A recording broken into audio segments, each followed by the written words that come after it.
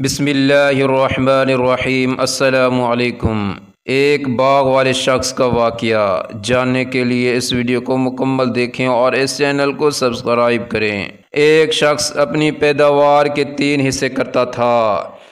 ایک حصہ اپنے کھانے اور بال بچوں کے کھانے کے لیے، ایک اللہ کی راہ میں خرچ کرنے کے لیے نکالتا اور ایک حصہ اپنے باغ کے دیکھ بھال کے لیے رکھتا۔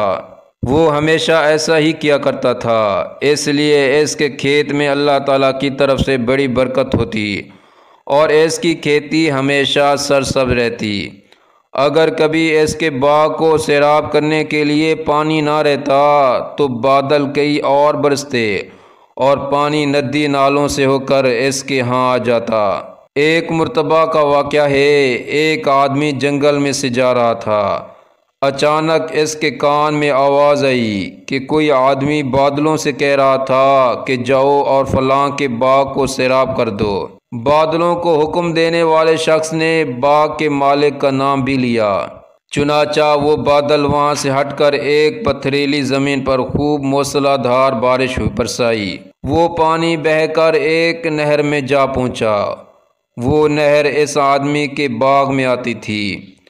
اب وہ آدمی جو جنگل میں بادلوں کا منظر دیکھ رہا تھا، وہ اس بہتے ہوئے پانی کے ساتھ ساتھ چل پڑا، یہ دیکھنے کے لیے آخر یہ پانی کس کے باغ کو سیراب کرتا ہے، آخر یہ ماجرا کیا ہے اور یہ کس بزرگ کی کرامت ہے۔ وہ آدمی نہر کے کنارے کنارے چلتا ہوا اس باغ تک پہنچا اور نہر سے ہو کر اب یہ پانی نالوں کے ذریعے اس کے باغ میں آنے لگا اور باغ کو سیراب کرنے لگا۔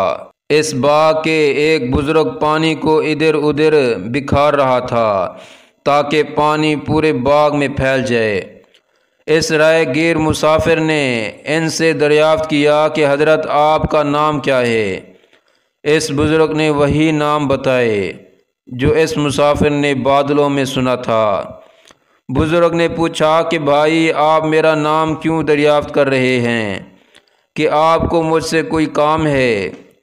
اس مسافر نے بتایا کہ میں جنگل سے گزر رہا تھا، وہاں میں نے ایک عجیب منظر دیکھا کہ کوئی آدمی بادلوں سے کہہ رہا تھا کہ وہ آپ کے باغ کو جا کر سیراب کر دیں۔ اس آدمی نے آپ کا نام بتایا تھا۔ وہ بادل کہیں اور برسا لیکن نہر کے ذریعے پانی آپ کے باغ میں آ پہنچا۔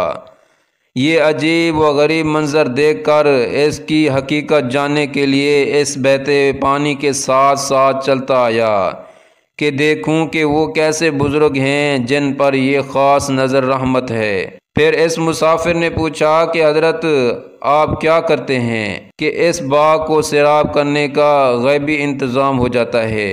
اس پر ان بزرگ نے بتایا، اس باغ سے مجھے جو کچھ بھی ملتا ہے میں اس کے 3 حصے کرتا ہوں۔ ایک حصہ اپنے اولاد کے لیے، ایک حصہ اللہ کی راہ میں خرچ کرتا ہوں اور ایک حصہ اس باغ کی دیکھ بھال کے لیے، اس لیے جب بھی میرے باغ کو پانی کی ضرورت ہوتی ہے جو قدرت کی طرف سے اس کا انتظام ہو جاتا ہے۔ عزیز دوستو، سچ ہے جو اپنے حلال کی کمائی کا کچھ حصہ اللہ کی راہ میں خرچ کرتا ہے وہ کبھی رہے گا نہیں جاتا۔ بے شک اللہ بہترین بدلہ دینے والا ہے۔ سبحان اللہ۔ اس ویڈیو کو لائک کریں، شیئر کریں اور اس چینل کو سبسکرائب کریں۔ جزاکم اللہ خیرا۔